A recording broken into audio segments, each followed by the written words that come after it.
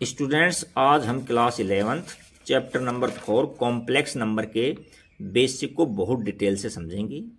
हमने क्लास 10 तक केवल रियल नंबर्स की ही जानकारी ली थी। यदि कोई नेगेटिव नंबर रूट में आ जाता था तो हम उसको वहीं छोड़ देते थे, आगे सोल्व नहीं करते थे, क्योंकि उसके बारे में हमको कोई जानकारी थी ही नहीं। अच्छा, और इसी प्रकार से जैसे क्वाड्रेटिक इक्वेशन थी तो उसके डिस्क्रिमिनेंट निकालते थे रूट निकालने के लिए, तो बी स्क्वायर माइनस 4ac आपने निकाला होगा। बी स्क्वायर माइनस 4ac की तीन कंडीशन होती है, इक्वल टू 0, ग्रेटर देन 0 और लेस देन 0। तो लेस देन 0 होने पर इसको हम यहीं छोड़ देते थे और लिख देते थे no real root, no real root, क्योंकि नेगेटिव नंबर्स की हमको कोई जानकारी नहीं थी उसमें। तो सबसे पहले यहाँ हमारे पास में जैसे कि नेचुरल नंबर काउंटिंग नंबर्स हैं, फिर उसके बाद होल नंबर्स, जीरो ऐड करने से होल नंबर्स बने, फिर नेगेटिव नंबर्स इंटीजर्स बने। इस तरह से बढ़ते बढ़ते इसी कड़ी के अंदर हम रियल नंबर्स तक पहुंच गए।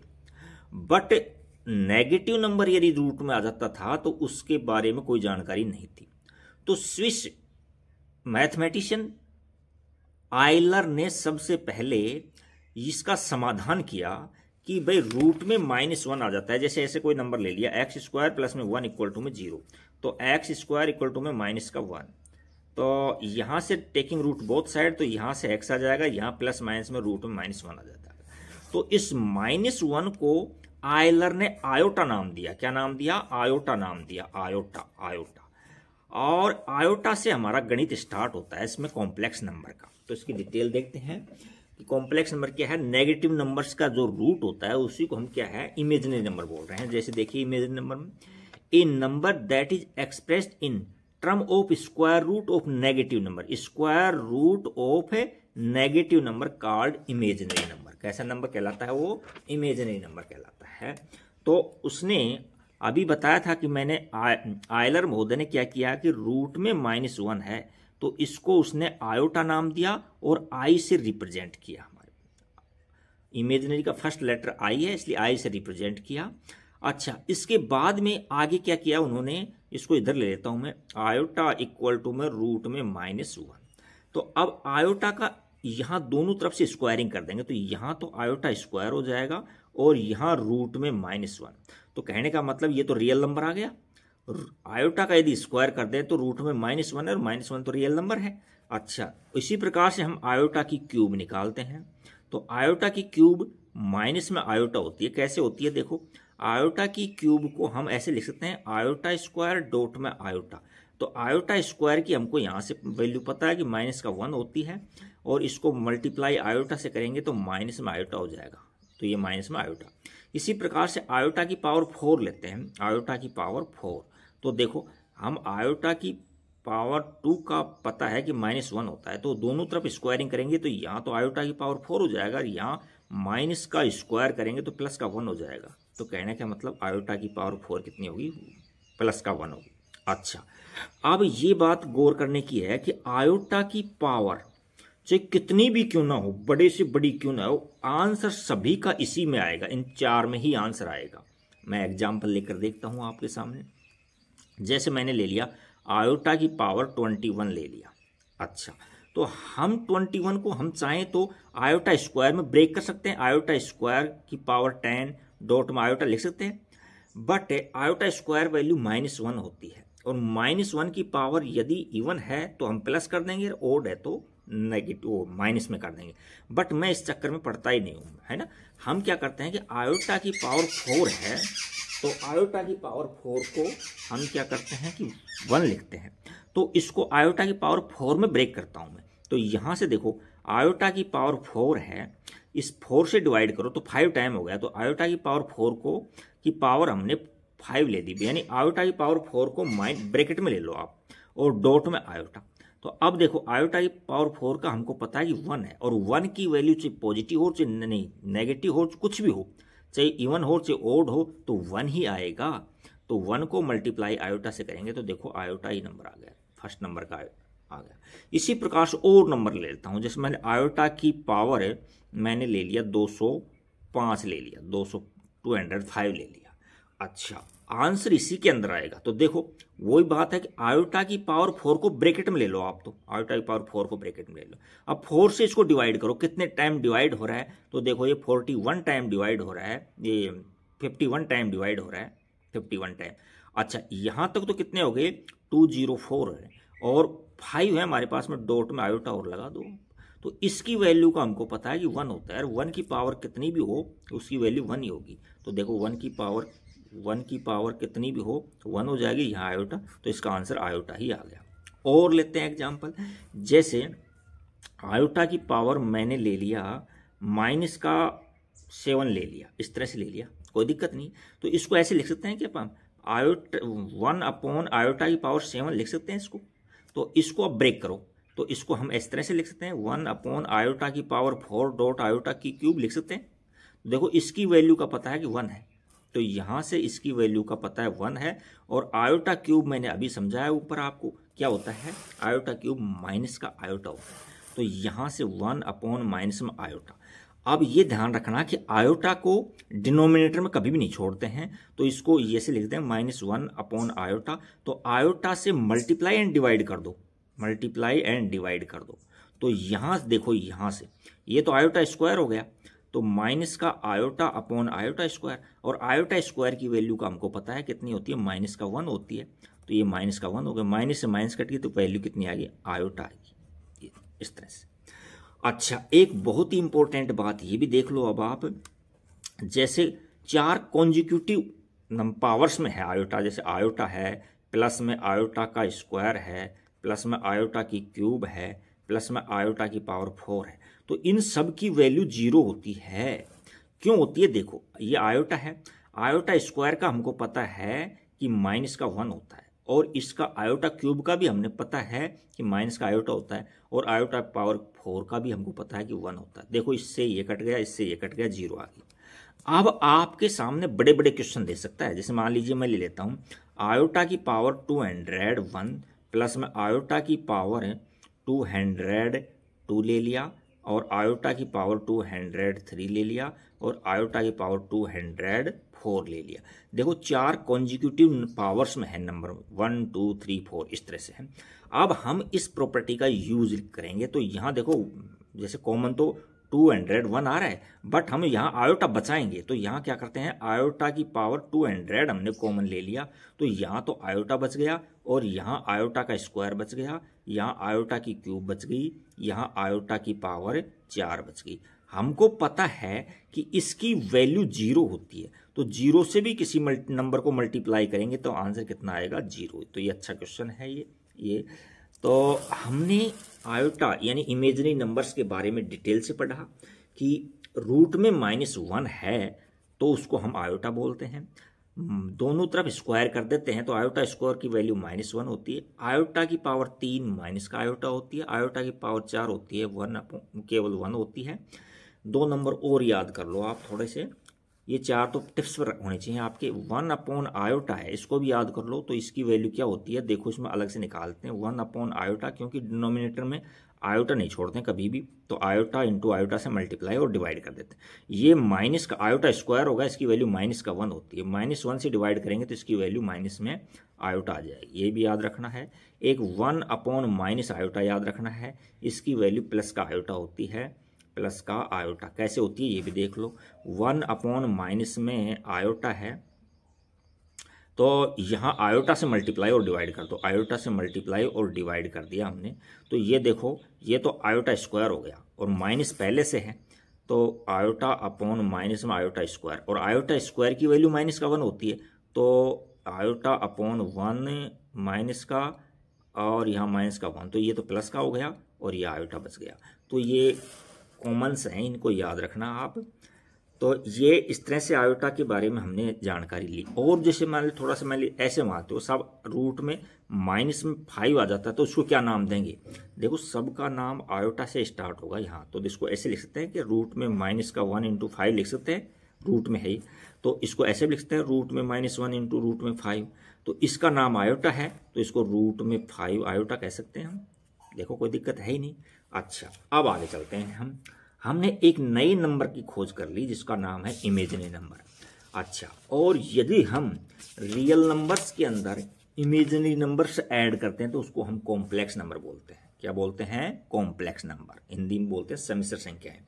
तो कॉम्प्लेक्स नंबर क्या होते हैं? एक complex number is combination of real number and imaginary number. Imaginary number और रियल नंबर्स का क्या होता है? ये कॉम्बिनेशन होता है। तो इसको जेड से डिनोट करते हैं कि जेड इक्वल टू में क्या होता है?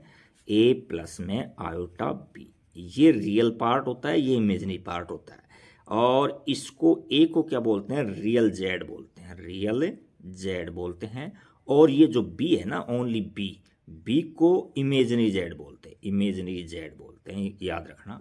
अच्छा, यदि हम ए को जीरो कर देते हैं, इफ ए को जीरो करते हैं तो देखो इसका रियल पार्ट जीरो आ गया, तो उसका मतलब है वो प्योरली इमेजिनरी नंबर होगा। कैसे? क्या होगा? प्योरली इमेजिनरी नंबर होगा। यदि हम बी को जीरो कर दें, इफ बी इक्वल टू में जीरो, बी इक्वल टू में जीरो करने का मतलब है कि उसका इमेजिनरी जेड है वो जीरो हो गया, तो क्या बता? रियल जेड बचा। तो एम्प्लाइज दैट वो प्योरली रियल नंबर होगा, प्योरली रियल नंबर होगा। आप समझ गए होंगे कि कॉम्प्लेक्स नंबर क्या होता है? रियल नंबर और जो अभी हमने मतलब खोज किया, आइलर महोदय ने बताया है इमेजिनरी नंबर, इन दोनों का कॉम्बिनेशन कर दें तो उसको क्या बोलते हैं? कॉम्प्लेक्स नंबर बोलते हैं। और इसको जेड से डिनोट करते हैं, और जेड इक्वल टू में ए प्लस में आयोटा बी होते हैं। अब इसमें ए को रियल जेड बोलते हैं और बी को इमेजिनरी जेड बोलते हैं। अच्छे से याद करना है इनको। अच्छा, ए को यदि जीरो कर दे तो देखो, ए को जीरो कर दें तो रियल जेड है जो जीरो बन गया हमारे पास में, तो प्योरली इमेजिनरी बच गया। और यदि बी को जीरो कर दे तो इमेजिनरी पार्ट है जो जीरो बन गया, तो प्योरली हमारे पास में रियल पार्ट बच गया। अच्छे से समझ गए होगे, मैं उम्मीद करता हूँ। तो देखो इसके अंदर एक एग्जाम्पल और लेता हूँ। जेड इक्वल टू में जैसे ले लिया मैंने -3 प्लस में 4 आयोटा, तो देखो रियल जेड इसमें क्या है? -3 है, रियल जेड है। और इमेजिनरी जेड क्या है? ये 4 है। चलिए हम आगे चलते हैं। Set of complex number. देखिए, हमको जो रियल नंबर्स के अंदर है, हमने सभी का नामकरण दे रखा है, नॉमिनेट कर रखा है कि नेचुरल नंबर्स को एन से डिनोट करते हैं, होल नंबर्स को डब्ल्यू से, इंटीजर्स को आई से या जेड से डिनोट करते हैं।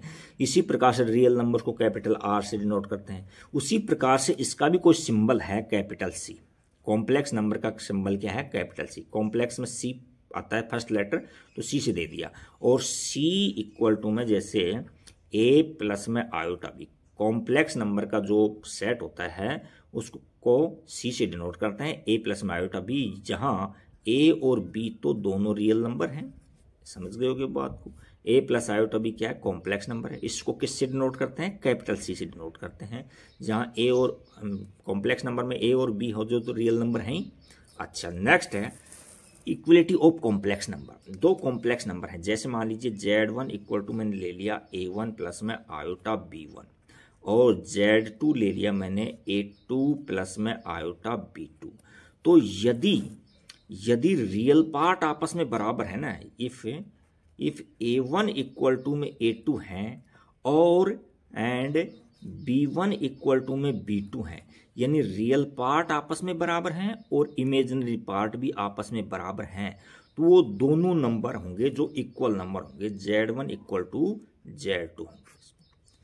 तो ये इक्वलिटी ऑफ कॉम्प्लेक्स नंबर थी। अब नेक्स्ट टॉपिक पर चलते हैं, देखते हैं नेक्स्ट टॉपिक क्या है।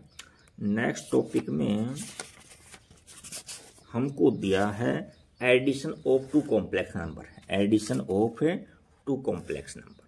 तो देखो हम किस तरह से करते हैं addition of two complex number.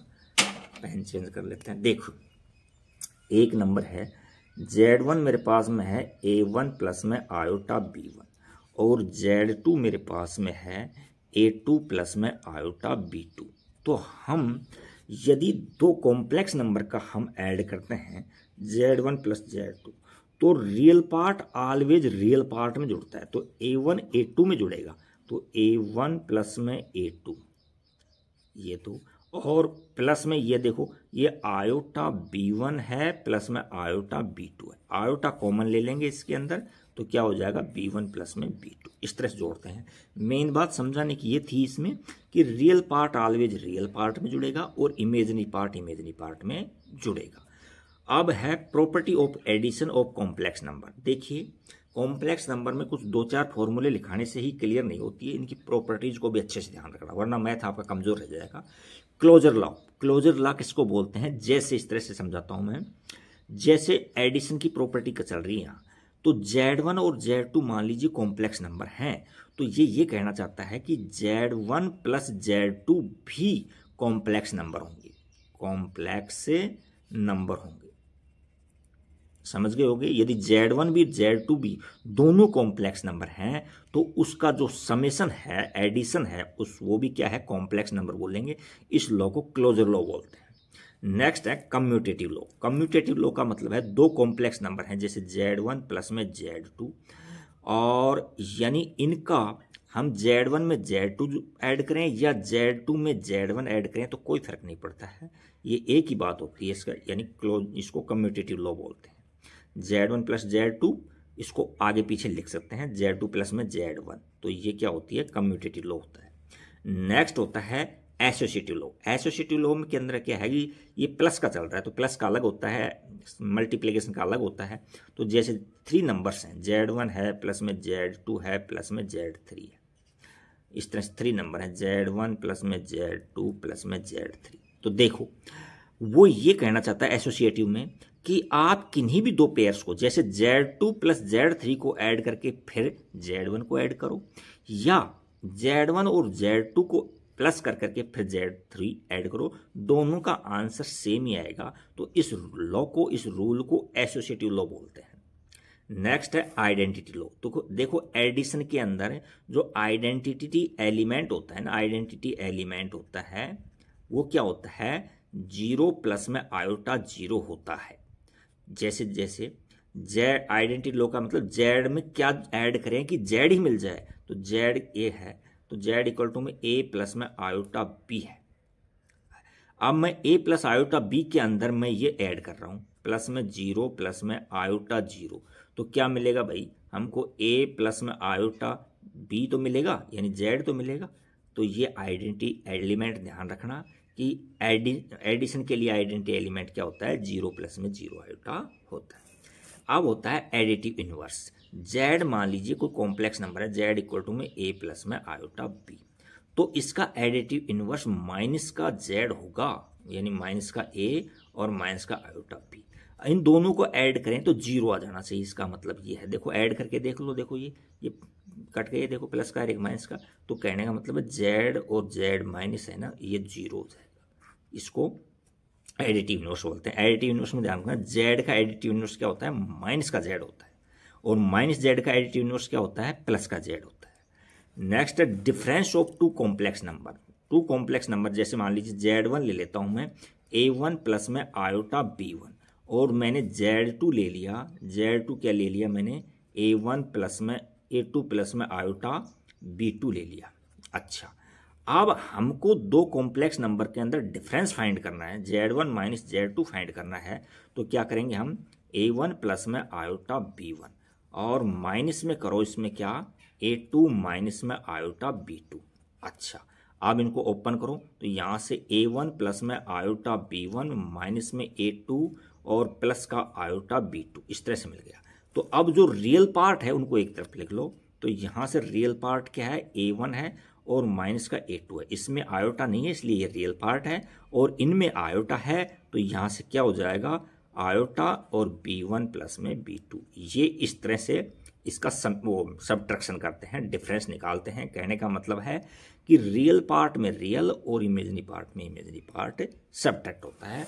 अब बहुत ही इंपॉर्टेंट प्रॉपर्टी चल रही है इसमें, मल्टीप्लिकेशन की प्रॉपर्टी आएगी, इनको अच्छे से याद करना। देखिए multiplication of two complex number. Two complex का मल्टीप्लिकेशन किस तरह से हम फाइंड करते हैं? तो देखो हमने जैसे Z1 इक्वल टू में A1 प्लस में आयोटा B1 ले लिया, और Z2 क्या ले लिया मैंने? A2 प्लस में आयोटा B2। तो इनका मल्टीप्लिकेशन किस तरह से? Z1 डॉट में Z2, तो यहाँ Z1 यहाँ ले इस तरह से ले लो, यानी A1 प्लस में आयोटा B1 और यहाँ से A2 प्लस में आयोटा B2। अच्छा, अब डायरेक्ट कर लो मल्टीप्लाई, वरना सुविधा की दृष्टि से हम क्या करते हैं A1 लिख लेंगे और इस पूरे ब्रैकेट को ले लेंगे, A2 प्लस में आयोटा B2 और प्लस में आयोटा B2 लिखूंगा तो यहाँ A2 प्लस में आयोटा B2, यहाँ B1 है यहाँ। अच्छा, अब मल्टीप्लाई करो इसमें, तो ये तो क्या हो गया देखो, A1 A2 और प्लस में आयोटा A1 B2 और यहाँ से ले लो A2 को, A को पहले ले लो, प्लस में A2 B1 आयोटा और प्लस के अंदर B1 B2 आयोटा स्क्वायर। तो देखो आयोटा स्क्वायर की वैल्यू -1 होती है, क्या होती है माइनस का 1, तो ये माइनस का 1 हो जाएगा, तो यहाँ ये क्या हो जाएगा A1 A2 माइनस में B1 B2। अच्छा, प्लस इन दोनों में आयोटा कॉमन आ रहा है तो आयोटा कॉमन ले लेंगे और यहाँ A1 B2 प्लस में A2 B1, इस तरह से इनका मल्टीप्लिकेशन करते हैं। अच्छे से याद करना, प्रैक्टिस करना, काफ़ी क्वेश्चन है इसके अंदर। इनकी प्रॉपर्टीज को जरूर देखना। देखो properties of multiplication operation of complex number, closure property. Closure property का मतलब है कि दो कॉम्प्लेक्स नंबर मान लीजिए Z1 और Z2 हैं, तो Z1 और Z2 का जो मल्टीप्लिकेशन करेंगे वो भी क्या आएगा, कॉम्प्लेक्स नंबर ही आएगा, कॉम्प्लेक्स नंबर ही आएगा। इसी को क्या बोलते हैं, क्लोजर प्रॉपर्टी बोलते हैं। जैसे एडिशन में थी इसी प्रकार से मल्टीप्लिकेशन में है कि दो कॉम्प्लेक्स नंबर्स को मल्टीप्लाई करते हैं हम तो कॉम्प्लेक्स नंबर ही मिलता है। कम्यूटेटिव प्रॉपर्टी, जिस तरह से हमने एडिशन में किया था उसी तरह से मल्टीप्लिकेशन है। Z1 डॉट में Z2, तो Z1 को Z2 से मल्टीप्लाई करो या Z2 को Z1 से मल्टीप्लाई करो, आंसर सेम ही आना है। तो इस रूल को क्या बोलते हैं, कम्यूटेटिव प्रॉपर्टी बोलते हैं मल्टीप्लिकेशन की। एसोसिएटिव प्रॉपर्टी के अंदर वही 3 कॉम्प्लेक्स नंबर है, मान लीजिए हमारे पास में कि एक Z1 है, एक Z2 है और एक Z3 है, तो इनका मल्टीप्लिकेशन के लिए क्या रूल है, देखो Z1 Z2 Z3, तो आप चाहे Z2 को और Z3 को मल्टीप्लाई कर करके फिर Z1 से मल्टीप्लाई करो या Z1 को Z2 से मल्टीप्लाई कर करके और फिर Z3 से मल्टीप्लाई करो, तो एक ही बात आती है, दोनों में आंसर सेम ही आता है। तो इस लॉ को क्या बोलते हैं, एसोसिएटिव लॉ बोलते हैं। और यदि प्लस में आता है तो यहाँ प्लस के साइन लग जाते हैं, बट ये मल्टीप्लिकेशन में है तो इन सब के बीच में मल्टीप्लाई का साइन यानी डॉट लगा हुआ है। अच्छा, अब है मल्टीप्लिकेटिव आइडेंटिटी। देखो इसमें मल्टीप्ली आइडेंटिटी क्या होती है, 1 होती है। Z इक्वल टू में जैसे मान लीजिए A प्लस में आयोटा B है, तो इसकी जो मल्टीप्ली आइडेंटिटी होती है 1 प्लस में आयोटा 0 होती है, तो इसको मल्टीप्लाई करो। देखो 1 से मल्टीप्लाई करेंगे तो क्या आएगा, A प्लस में आयोटा B आएगा। अब 0 से मल्टीप्लाई करेंगे तो सारे 0 हो जाएंगे, तो कहने का मतलब है इसको किससे मल्टीप्लाई करें कि Z ही मिल जाए, Z को किससे मल्टीप्लाई करें कि Z ही मिल जाए, तो आपको इसके मल्टीप्लेटिव आइडेंटिटी से मल्टीप्लाई करना होगा। वो क्या होता है, 1 प्लस में आयोटा 0 होता है। जिस प्रकार से एडिटिव आइडेंटिटी ही क्या थी, 0 प्लस में 0 आयोटा थी, तो उसमें ऐड करते थे तो वापस Z ही आ जाता था, इसमें मल्टीप्लाई करेंगे तो वापस Z ही आ जाएगा। अब है मल्टीप्लिकेटिव इनवर्स, इसको हम 1/Z या Z इनवर्स इस तरह से रिप्रेजेंट करते हैं। इसको थोड़ा डिटेल से समझेंगे थोड़ा सा, क्योंकि इस पर बहुत ज़्यादा क्वेश्चंस हैं। तो मैं थोड़ा एक पेज और ले लेता हूँ, चलो ये ले लेता हूँ, इसमें अच्छे समझ बैठ जाएगा, आपकी कोई दिक्कत है नहीं। देखो जैसे Z है तो इसका Z इक्वल टू क्या होता है, A प्लस में आयोटा B होता है। इसका मल्टीप्लेटिव इनवर्स करेंगे तो क्या लिख देंगे, 1/Z लिख देंगे, तो इसका मतलब क्या, 1/A प्लस में आयोटा B। अब नीचे आयोटा, डिनोमिनेटर में आयोटा नहीं छोड़ते हैं, तो इसको मल्टीप्लाई करेंगे A माइनस में आयोटा, इसके कॉन्जुगेट से मल्टीप्लाई करेंगे तो A माइनस में आयोटा B, तो ये तो क्या हो जाएगा, A माइनस में आयोटा B हो जाएगा। और ये क्या हो जाएगा, A का स्क्वायर और माइनस में आयोटा स्क्वायर B का स्क्वायर। तो आयोटा स्क्वायर माइनस का 1 होता है, तो माइनस माइनस प्लस हो जाएंगे, तो ये क्या हो जाएगा, A माइनस में आयोटा B, और यहाँ A स्क्वायर प्लस में आयोटा ओनली B स्क्वायर, ये आ जाएगा इसके अंदर। चलिए आगे चलते हैं हम, इसको Z इनवर्स इस तरह से दिखाते हैं इसको। और इसकी और आगे बता देंगे। इसमें ये इजी प्रॉपर्टी इस तरह से होती है, इसको जेड बार से, लेकिन जेड बार अभी पढ़ेंगे अपन ये मोड ऑफ जेड का स्क्वायर से पढ़ेंगे, ये आगे पढ़ेंगे अभी अपन। तो नेक्स्ट है हमारे पास में, ये बता दिया हम मल्टीप्लिकेशन इनवर्स किस तरह निकालते हैं। अब डिस्ट्रीब्यूटिव प्रॉपर्टी लेंगे। डिस्ट्रीब्यूटिव के अंदर क्या है, Z1 है और यहाँ हमने Z2 प्लस में Z3 ले लिया। तो डिस्ट्रीब्यूटिव का मतलब ये होता है, इसको यहाँ लिख देता हूँ नीचे, इसको पहले इससे मल्टीप्लाई करो तो यहाँ Z1 Z2, फिर जो यहाँ साइन प्लस है तो प्लस लगाओ और माइनस है तो माइनस लगाओ, तो प्लस है। फिर इस Z1 को Z3 से मल्टीप्लाई करो तो Z1 Z3। इस तरह से किसी ब्रैकेट को डिस्ट्रीब्यूटिव प्रॉपर्टी के अकॉर्डिंग इस तरह से खोलते हैं। Z3 है यहाँ, इस तरह से ओपन करते हैं। चलिए नेक्स्ट क्वेश्चन देखते हैं क्या है नेक्स्ट क्वेश्चन। नेक्स्ट टॉपिक के अंदर आ रहा है हमारा division of two complex number. तो division of two complex number कैसे निकालते हैं इसको अच्छे से समझना है, उसके बाद क्वेश्चंस करने में आपको दिक्कत नहीं आएगी। तो यहाँ Z1 है इक्वल टू में क्या है, A1 प्लस में आयोटा B1 है, और Z2 क्या है, यहाँ A2 प्लस में आयोटा B2 है।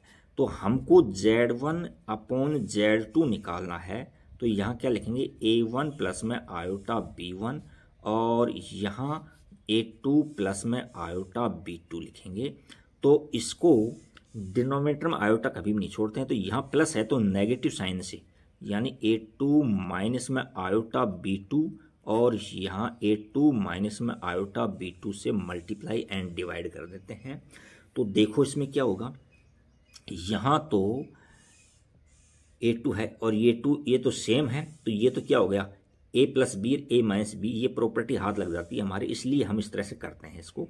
तो यहाँ से तो क्या हो जाएगा हमारे पास में, नीचे ले लेता हूँ मैं, इसको मल्टीप्लाई किस तरह से करेंगे, यहाँ A1 ले लिया मैंने और ब्रैकेट में A2 माइनस से आयोटा B2 और प्लस में आयोटा B1 ले लिया और यहाँ ब्रैकेट में A2 माइनस में आयोटा B2 और अपॉन में मैंने क्या किया, A2 का स्क्वायर कर दिया, A2 का स्क्वायर माइनस में आयोटा स्क्वायर और B2 का स्क्वायर कर दिया। अच्छा अब इसको हम ओपन करते हैं, देखो क्या होता है, यहाँ से A1 A2 और माइनस में A1 B2 आयोटा और यहाँ से प्लस के अंदर यहाँ A2 B1 आयोटा और यहाँ माइनस में यानी कि B1 B2 आयोटा स्क्वायर, ये आ गया। और अपॉन में क्या है, देखो यहाँ A2 का स्क्वायर है, A2 का स्क्वायर, आयोटा का स्क्वायर आपको बता रखा है मैंने कि आयोटा स्क्वायर क्या होता है, माइनस का 1 होता है।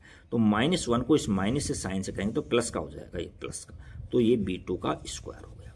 और आगे चलो आप, तो यहाँ देखो ये रियल नंबर हो गया, A1 A2 कहीं आई नहीं है इसके अंदर, और ये देखो आयोटा स्क्वायर माइनस का 1 होता है, तो माइनस और ये माइनस प्लस का हो जाएगा, तो प्लस का यहाँ B1 B2 ले लेंगे और यहाँ से प्लस में आयोटा ले लिया मैंने और यहाँ पॉजिटिव पार्ट को आगे ले लिया मैंने, A2 B1 और माइनस में A1 B2 ले लिया और आयोटा लगा दिया। और डिनोमिनेटर में पूरे के अंदर क्या है, A2 का स्क्वायर प्लस B2 का स्क्वायर है।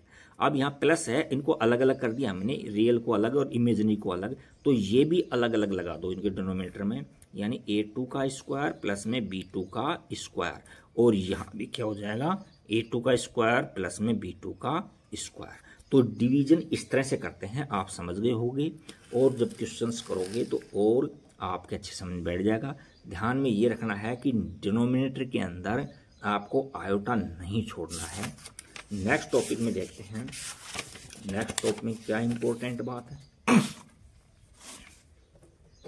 देखिए इसमें कॉन्जुगेट ऑफ कॉम्प्लेक्स नंबर आ गया। अच्छा टॉपिक है।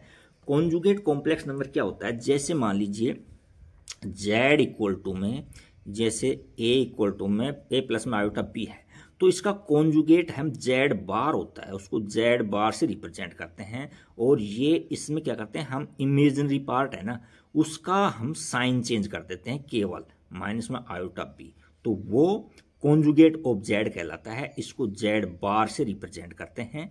तो एक नंबर ले लो, मान लीजिए Z इक्वल टू मैंने ले लिया 3 माइनस में या 3 प्लस में 4 आयोटा, तो इसका Z बार क्या हो जाएगा, इसका Z बार हो जाएगा इसको रियल पार्ट को टच भी नहीं करेंगे हम, 3 है तो 3 है, केवल इमेजनरी पार्ट है उसका हम साइन चेंज कर देंगे 4 आयोटा इस तरह से। और ले लो जैसे जेड हमारे पास में इस तरह से था -3 और -7 आयोटा, तो इस रियल पार्ट को हम टच भी नहीं करेंगे, इसको जेड बार, इसका मतलब है कॉन्जुगेट ऑफ जेड, और ये -3 तो एज इट रहेगा, और जो रियल पार्ट है ना इसका हम क्या कर देंगे, साइन चेंज कर देंगे। तो मुझे उम्मीद है कि कॉम्प्लेक्स नंबर का कॉन्जुगेट आपके समझ में बैठ गया होगा।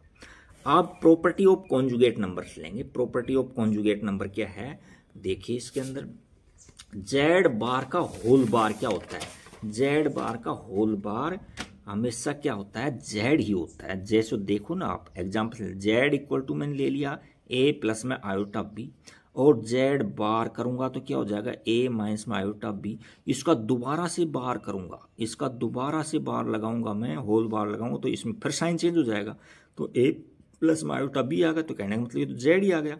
तो इसको आप समझ गए होंगे, बहुत इंपॉर्टेंट प्रॉपर्टीज हैं, इनको अच्छे से याद करोगे आप।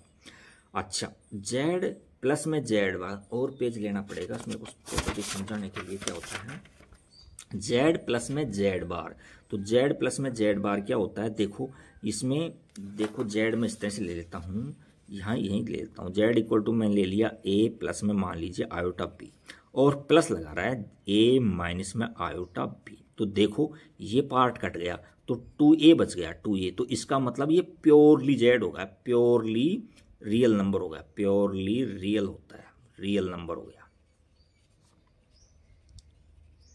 समझ गए होगे।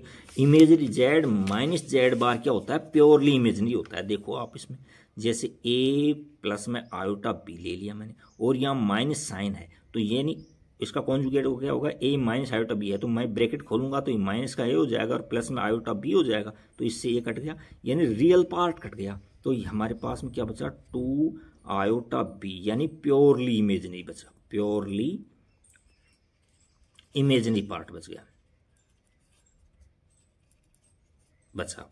नेक्स्ट है जेड इक्वल टू में Z bar, Z equal to के अंदर क्या है, जेड बार। तो इसको हम किस तरह से सोल्व करेंगे, जेड इक्वल टू में जेड बार को देखो, जेड इक्वल टू में, और दोनों प्रॉपर्टी ठीक है, ये ले लेता हूँ, जेड इक्वल टू में जेड बार, और एक है जेड प्लस में जेड बार इक्वल टू में 0। तो यहाँ से देखो जेड इक्वल टू में क्या है, ए प्लस में आयोटा बी, इक्वल टू में जेड बार क्या है, ए माइनस में आयोटा बी। तो इससे हमारे पास में क्या है, ये इधर आएगा तो प्लस का हो जाएगा, और इससे तो ये कट गया, और यहाँ से क्या पड़ गया, 2 आयोटा बी हो गया, इधर आया तो इक्वल टू में 0 बच गया। तो यहाँ से क्या क्या है कि बी की एम्प्लाइज दैट, ये डिवाइड में चल जाएंगे तो बी की वैल्यू 0 मिल गई। कहने का मतलब इमेजिनरी पार्ट 0 बच गया। तो जेड है जो, ये जब भी पॉसिबल है, जेड जो प्योरली में रियल नंबर होता है। और इसके अंदर देखो क्या होता है, Z equal to A plus में आयोटा बी, और यहाँ प्लस में ए माइनस में आयोटा बी, इसका कॉन्जुगेट ये होता है, इससे ये कट गया, तो 2a इक्वल टू में 0, आगे 0 लगा तो a इक्वल टू में 0, यहाँ a 0 हुआ है और यहाँ b 0 हुआ है, तो b 0 का मतलब है कि कॉम्प्लेक्स पार्ट 0 हो गया। तो ये इसका मतलब है जेड है जो प्योरली रियल है, एम्प्लाइज दैट जेड है जो प्योरली है, प्योरली रियल है। और इसके अंदर क्या है, एम्प्लाइज दैट जेड है जो प्योरली इमेजिनरी है, इमेजिनरी है।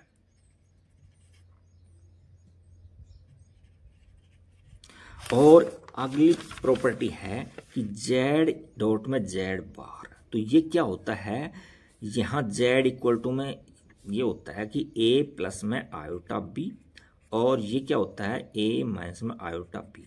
तो इसका स्क्वायरिंग करेंगे तो क्या हो जाएगा, ए का स्क्वायर माइनस आयोटा का स्क्वायर बी का स्क्वायर, तो यानी ए का स्क्वायर प्लस में आयोटा का स्क्वायर क्या होता है, माइनस का 1 होता है, माइनस 1 प्लस हो गया तो बी का स्क्वायर।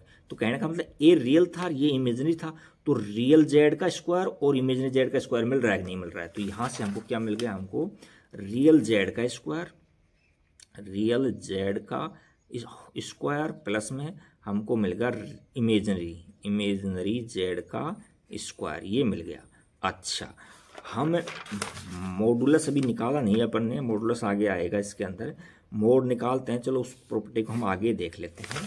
चलिए इसके अंदर कुछ इंपॉर्टेंट प्रॉपर्टीज थ्योरम्स हैं, उनको बहुत याद करना है आपको, बहुत ही इंपॉर्टेंट है, इसको अच्छे से याद करना है। Z1 प्लस में Z2 का होल बार है तो इसको हम ऐसे लिखते हैं Z1 पर बार प्लस में Z2 पर बार, अलग अलग लिख सकते हैं। यानी Z1 को Z2 से ऐड करके फिर इसका कॉन्जुगेट लें, या Z1 का कॉन्जुगेट को Z2 के कॉन्जुगेट को ऐड करें तो सेम ही आंसर आता है। इसी प्रकार से इसमें यहाँ Z1 माइनस में Z2 अलग अलग लिख सकते हैं इसके अंदर। यहीं मल्टीप्लिकेशन में ऐसा ही है कि Z1 पर बार डॉट में Z2 पर बार, और यहाँ देखो इसमें क्या है, Z1 पर नहीं अकेले पर ये बार है, Z1 Z2 के होल पर बार है, तो इसको हम इसलिए Z1 पर बार अपॉन Z2 पर बार। ये आइडेंटिटी बहुत ही इंपॉर्टेंट आइडेंटिटी है, और ये कई क्वेश्चन हैं आपको जिनमें ये काम आएंगी। नेक्स्ट देखते हैं टॉपिक क्या है। नेक्स्ट टॉपिक कॉन्जुगेट हो गया। अब चलता है हमारे पास में modulus of the complex number. चलिए हमको इसका काफ़ी समय से इंतज़ार था। मॉडुलस ऑफ कॉम्प्लेक्स नंबर, तो मॉडुलस ऑफ कॉम्प्लेक्स नंबर क्या होता है, जैसे z इक्वल टू में a प्लस में आयोटा b है, तो मॉडुलस में जैसे इसको मोड ऑफ z इस तरह से रिप्रेजेंट करते हैं, और ये क्या होता है रूट में a स्क्वायर प्लस में b स्क्वायर, ये होता है। कैसे आया, जैसे मान लीजिए इस तरह से ये x एक्सिस है, ये y एक्सिस है, तो इसमें रियल पार्ट होता है उसको एक्स एक्सिस पर लेते हैं, इमेजिनरी को वाई एक्सिस पर लेते हैं। तो ये एक्स मान लो, इसको वाई मान लो, या इसको ये कहीं ए है और ये बी है। तो अब इसको हम यहाँ, ये ओरिजिन पॉइंट है 0,0, इसको हम ज्वाइन कर देते हैं ना। तो पाइथागोरस थ्योरम से आप निकालोगे, ये हाइपोटेनस हो गया, तो ये क्या हो जाएगा बेस का स्क्वायर प्लस में परपेंडिकुलर स्क्वायर, तो ये क्या हो जाएगा रूट में a स्क्वायर प्लस में b स्क्वायर। तो इस तरह से इसकी हमने जो किस तरह से इसका डेरिवेशन हुआ वो भी समझा दिया है। मॉडुलस z अच्छे से ध्यान रखना, जैसे और समझा देता हूँ मैं। z इक्वल टू में मैंने ले लिया माइनस का 3 और प्लस में मैंने 8 आयोटा ले लिया। अच्छा, अब मोड ऑफ z कैसे निकालेंगे, मोड ऑफ z या 5 आयोटा ले लिया कोई दिक्कत नहीं, या 4 आयोटा कर देता हूँ, कैलकुलेशन समझ बैठ जाएगी। तो मोड ऑफ z क्या हो जाएगा, तो रूट में a का स्क्वायर, ये कहते 3 का स्क्वायर 9 हो जाएगा, और ये कितना हो जाएगा 16 हो जाएगा। तो इसका रूट लेंगे तो यानी 15 या 25 हो जाएगा, और ये 5 हो जाएगा। अच्छा, मैं यहाँ 8 ले लेता तो कोई दिक्कत नहीं, कंप्लीटली यदि रूट नहीं आता था तो उसको रूट में ही छोड़ना पड़ता हमको, या ब्रेक कर करके रूट लेते, उसमें आधा रूट में आता और आधा बिना रूट में आता, इस तरह से। नेक्स्ट है प्रॉपर्टी ऑफ मॉडुलस। मॉडुलस की प्रॉपर्टी है, देखो mod of z equal to में 0 है, तो इसका मतलब कि z क्या होता है, z इक्वल टू में क्या होता है a प्लस में आयोटा b है। तो इसका मतलब मोड ऑफ z आ रहा है 0 आ रहा है, तो इसका मतलब रियल पार्ट भी 0 है, यानी रियल z भी हमारे पास में जो रियल z है वो भी 0 है, और जो इमेजिनरी z है वो भी 0 है। मोड ऑफ z का इसका मतलब है यदि मोड ऑफ z 0 आ रहा है तो उसमें जो रियल z है वो भी 0 हो और इमेजिनरी z है वो भी 0 है। देखो मोड ऑफ z माइनस में बार ऑफ z का मोड और माइनस z ये का मोड है इक्वल होते हैं। कैसे होते हैं देखते हैं, समझा देता हूं मैं आपको। जैसे z इक्वल टू में ले लिया हमने a प्लस में आयोटा b। अच्छा, और मोड ऑफ z क्या होता है इसके अंदर, रूट में a का स्क्वायर प्लस में b का स्क्वायर। अच्छा, दूसरा ले रखा था z बार, ये क्या होता है भाई a माइनस में आयोटा b, ये तो होता है ना। इसका भी मैं मोड लूंगा तो क्या हो जाएगा, ये रूट में a का स्क्वायर और माइनस b का स्क्वायर कहेंगे तो भी प्लस का b स्क्वायर, स्क्वायर हो रहा है प्लस का b स्क्वायर हो जाएगा। इसी प्रकार से मैं माइनस में z लेता हूँ, तो माइनस में z क्या हो जाएगा, माइनस में a और माइनस में आयोटा b, ये हो जाएगा। अब मैं माइनस z का मोड लेता हूँ तो क्या हो जाएगा, रूट में माइनस a का स्क्वायर और प्लस में माइनस b का स्क्वायर, तो वही हमको क्या मिलेगा a का स्क्वायर प्लस में b का स्क्वायर। अब आप समझ गए होंगे कि मोड में z और बार का z का मोड होता है जो, और माइनस में z का मोड, ये तीनों इक्वल होते हैं। नेक्स्ट है, इनमें ये रिलेशनशिप है, जैसे मोड रियल z होता है ना, जो रियल z वो less than mode of z होता है, greater than minus mode of z होता है। कैसे होता है मैं समझा देता हूँ आपको। देखो इसको इस तरह से ले लेता हूँ मैं, z मतलब क्या है a प्लस में आयोटा p, ये रियल z है ये इमेजिनरी z है, लेकिन मेरे को तो मोड ऑफ z निकालना है। मोड ऑफ z तो ये क्या हो जाएगा भाई, रूट में a का स्क्वायर प्लस में b का स्क्वायर। अच्छा, तो ये z रियल z कितना, केवल ये है, तो इससे तो बड़ा है, ओनली इससे तो बड़ा है। अच्छा, और माइनस में z ले लेता हूं और इसका मोड पर माइनस लगा हुआ है, तो यानी माइनस और रूट के अंदर ए स्क्वायर प्लस में बी स्क्वायर, माइनस देखो बाहर है, इमेजिनरी नहीं हुआ है, ये बाहर है, तो सबसे छोटा तो ये हो गया। तो हम इसको ऐसे लिख सकते हैं, माइनस के अंदर ऐसे लिख सकते हैं, माइनस में रूट में ए स्क्वायर प्लस में बी स्क्वायर लिख सकते हैं। और इससे बड़ा क्या हो जाएगा, माइनस में ए हो जाएगा, और इससे भी बड़ा क्या हो जाएगा, रूट में ए स्क्वायर प्लस में बी स्क्वायर हो जाएगा।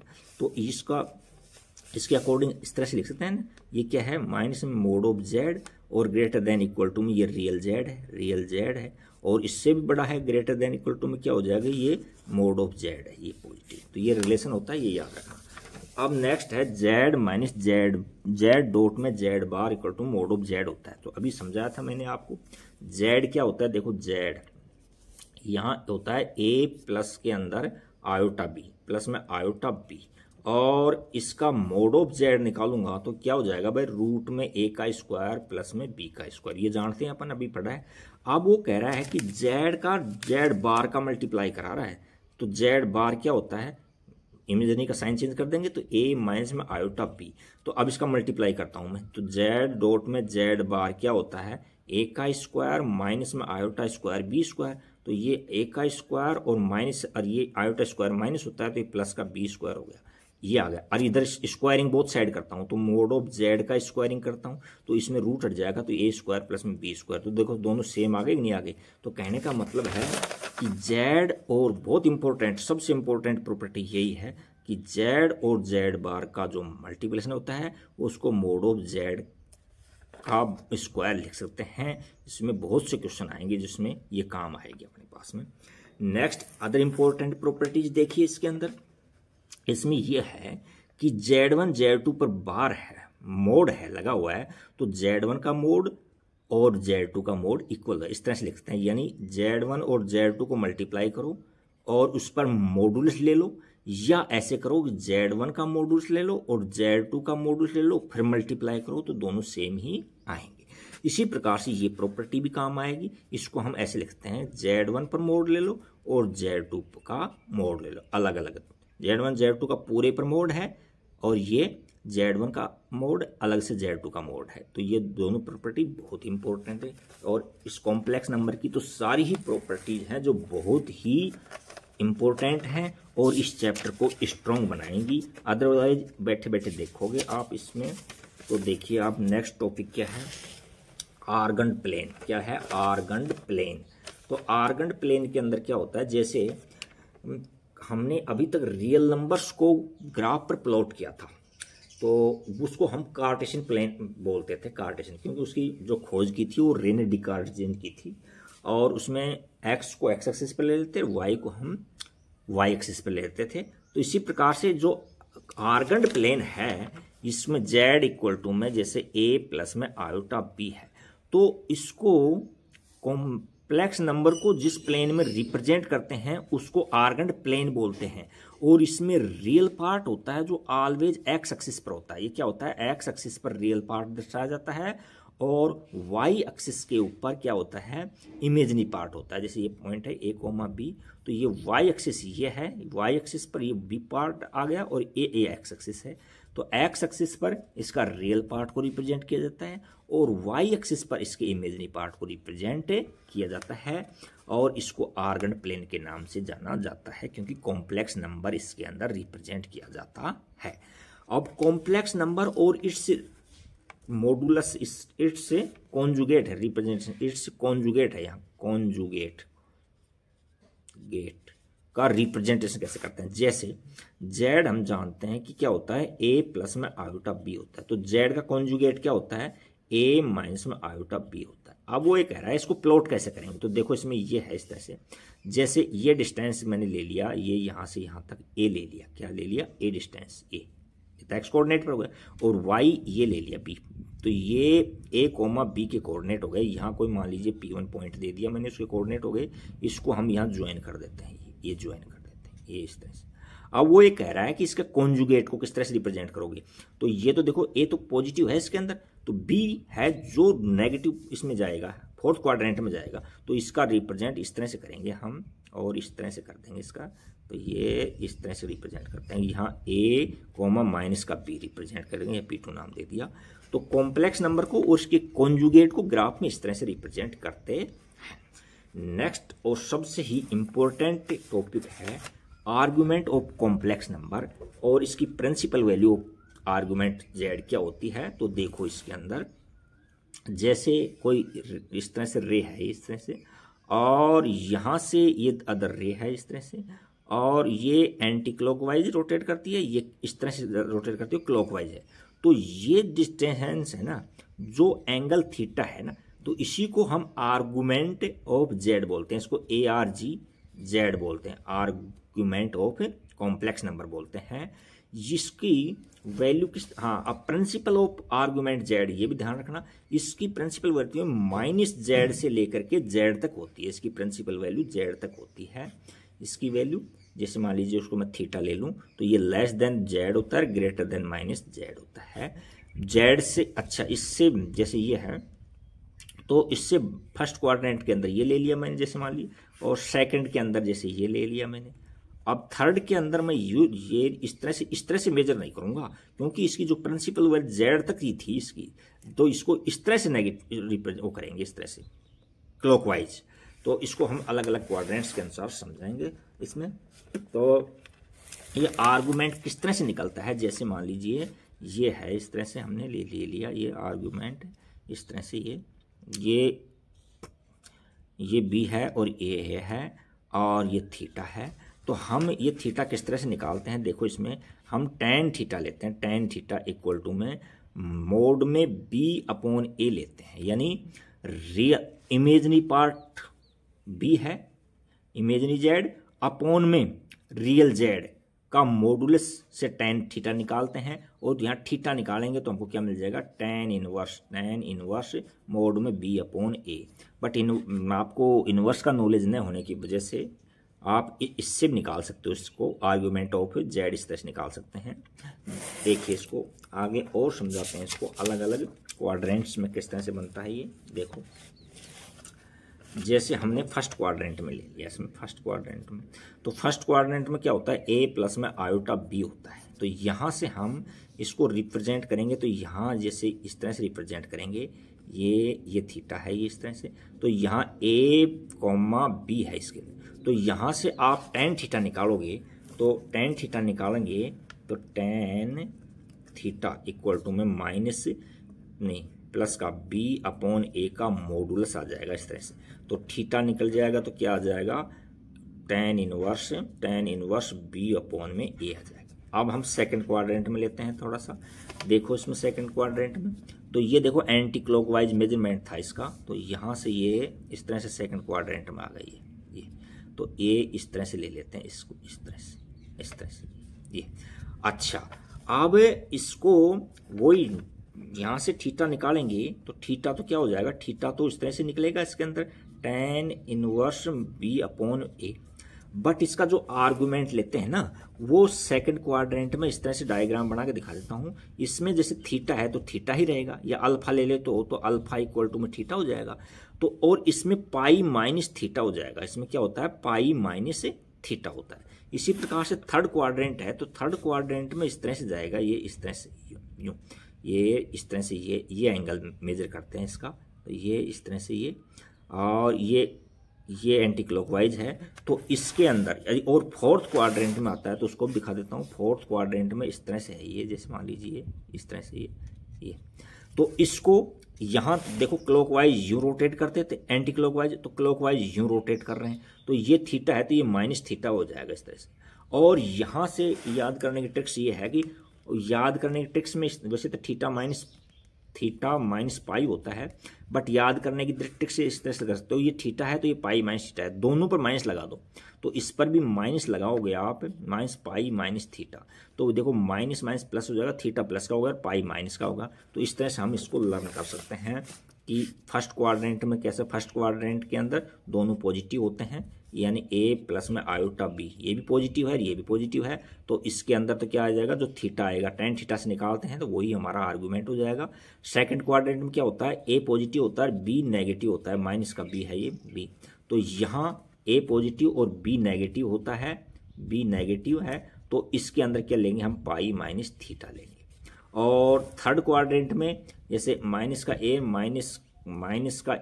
और माइनस का आयोटा B है, तो यानी कहने का मतलब है ए भी माइनस है, बी भी माइनस है, तो इसको हम इस तरह से ले लेंगे, यहाँ थीटा माइनस पाई, इस तरह से इसका आर्गूमेंट निकालेंगे। और फोर्थ क्वाड्रेंट के अंदर हम क्या करेंगे, इसके अंदर ये माइनस का है और ये प्लस का है, जैसे इस तरह से ले लिए, ये माइनस का है और प्लस में आयोटा बी है, इस तरह से रियल पार्ट है जो माइनस का है, नहीं इस तरह से फोर्थ नहीं, वो उल्टा लिख दिया थोड़ा सा, ये इस तरह से, ये पॉजिटिव होगा, ये पॉजिटिव होगा, ये भी थोड़ा सा उल्टा लिख दिया इसमें, ये देखो, इसको अलग पेज पर समझाता हूँ, थोड़ा सा मिसप्रिंट इस तरह से कर दिया साइन लेने में, इसमें इस तरह से होता है, दूसरा पेज लेना चाहिए, थोड़ी सी मामूली सी त्रुटि आ गई इसके अंदर। क्या करेंगे, इसके अंदर जैसे यहाँ प्लस प्लस होता है तो यहाँ ए प्लस में आयोटा बी, तो इसमें जो थीटा निकलेगा वो ही इसका आर्गूमेंट हो जाएगा, और यहाँ से इस तरह से हो जाएगा, ए रियल पार्ट माइनस में होता है ये, और ये वाई प्लस में होता है, तो यहाँ से माइनस का ए और प्लस का आयोटा बी इस तरह से होता है, तो ये क्या हो जाएगा, इसका फॉर्मूला पाई माइनस थीटा, इससे आर्गूमेंट निकलेगा। टेन थीटा वाले फॉर्मूले से हम थीटा निकालेंगे कि टेन थीटा इक्वल टू में मोड में बी अपॉन ए, यहाँ से हम थीटा निकालेंगे, वो थीटा निकला था ना वो आर्गूमेंट नहीं है, वो सेकंड क्वाड्रेंट के अनुसार पाई माइनस थीटा है ना, वो आर्गूमेंट है। अच्छा, क्योंकि इसकी जो रेंज होती है ना, जो क्या होती है, प्रिंसिपल वैल्यू होती है माइनस जेड से लेकर जेड तक होती है, माइनस जेड से लेकर जेड तक होती है। अच्छा, नेक्स्ट है कि ये भी नेगेटिव है और ये भी नेगेटिव, तो इसको इस तरह से लिखते हैं, माइनस का ए माइनस का आयोटा बी है, तो इसका मतलब हो जाएगा, आपको फॉर्मूला बता दिया, थीटा माइनस पाई होगा, वही इसका आर्गूमेंट होगा। और थीटा किस तरह निकालेंगे, इस फॉर्मूले से थीटा निकालेंगे हम। अच्छा, नेक्स्ट है कि ये तो प्लस का होता है रियल पार्ट और ये इमेजनरी माइनस का होता है, तो इसमें इस तरह से लेंगे ए माइनस में आयोटा बी, इस तरह से लेंगे इसको। तो ये क्या, जो क्योंकि इसमें मेजरमेंट होती है जो क्लॉकवाइज होती है, तो यहाँ माइनस का थीटा आ जाएगा, तो इसके अकॉर्डिंग हम फिल करते हैं, इसमें आर्गूमेंट निकालते हैं, इसका पूरी एक्सरसाइज है आर्गूमेंट के ऊपर। अब है पोलर रिप्रेजेंटेशन, बहुत ही इंपॉर्टेंट टॉपिक है पोलर रिप्रेजेंटेशन। तो पोलर रिप्रेजेंटेशन में कैसे रिप्रेजेंट करते हैं इसमें, तो पोलर रिप्रेजेंटेशन के अंदर इस तरह से देते हैं कि z इक्वल टू में आर कोस थीटा प्लस में आयोटा साइन थीटा। कैसे आया ये भी समझाएंगे। ये पोलर रिप्रेजेंटेशन का फॉर्मूला है। इसमें दो चीज़ चाहिए हमको, एक तो थीटा चाहिए, एक तो यानी आर्गूमेंट चाहिए एक तो, और एक आर है जो मोड ऑफ जेड है यानी मॉडुलस है चाहिए। इसके अंदर दो चीज़ें चाहिए, दोनों चीज़ हमने सीख ली, मोड निकालना हमने सीख लिया और आर्गूमेंट निकालना सीख लिया, तो इसमें पुट कर देंगे। अब हम इस ये फॉर्मूला कैसे आया ये भी थोड़ा हम डेरिवेशन कर देते हैं। जैसे देखो ये है, और यहाँ से मान लीजिए कोई पॉइंट ले लिया मैंने, यहाँ x कोमा वाई है या a कोमा b है, तो जो z है तो x कोमा वाई के हिसाब से तो क्या बन जाएगा, x प्लस में आयोटा y हो जाएगा, और a प्लस b से क्या होता, a प्लस में आयोटा b होता। तो इसको हमने इस तरह से रिप्रेजेंट करा दिया, यहाँ से रिप्रेजेंट कर दिया, यहाँ ये x है, ये y है, और ये तुम्हारा यानी थीटा है। अच्छा, अब हम जानते हैं कि जो साइन थीटा होता है ना, साइन थीटा वो क्या होता है, परपेंडिकुलर अपॉन हाइपोटेनस होता है। तो देखो परपेंडिकुलर क्या है इसके अंदर, ये आर है, ये मॉडुलस जेड निकाला था ना अपन पिछले मोड में, तो ये आर है, आर से रिप्रेजेंट करेंगे इसको। तो मॉडुलस साइन थीटा क्या है, परपेंडिकुलर अपॉन हाइपोटेनस, तो परपेंडिकुलर कितना वाई है और हाइपोटेनस कितना है आर है। तो एम्प्लाइज दैट हमने साइन थीटा की वैल्यू, एम्प्लाइज दैट हमने यहाँ से क्रॉस मल्टीप्लिकेशन कर दो, implies that Y equal to हमने क्या निकाल दिया, आर साइन थीटा निकाल लिया, इसको नंबर 1 दे दिया। इसी प्रकार से कोस थीटा निकालो कि कोस थीटा क्या होता है, बेस अपॉन हाइपोटेनस होता है। तो बेस कितना है इसमें x है, अपॉन हाइपोटेनस क्या है r है इसको। तो एम्प्लाइज दैट x निकाल लिया, क्या निकाल लिया, r कोस थीटा निकाल लिया हमने x।